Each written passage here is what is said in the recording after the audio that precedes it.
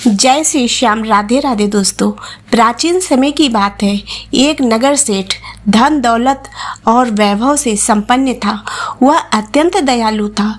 उसके यहाँ से कभी कोई भी खाली हाथ नहीं लौटता था।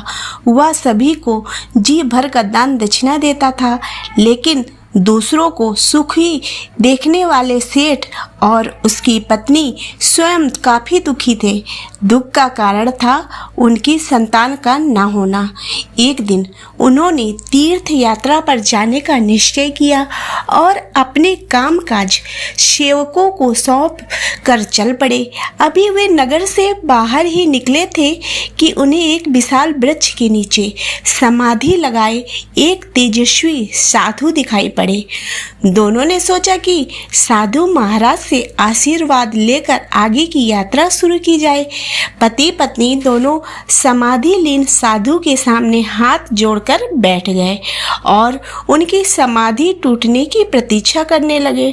सुबह से शाम और फिर रात हो गई, लेकिन साधु की समाधि नहीं टूटी। मगर सेठ पति पत्नी धैर्यपूर्वक हाथ जोड़े बैठे रहे। अंततः अगले दिन प्रातःकाल साधु समाधि से उठे।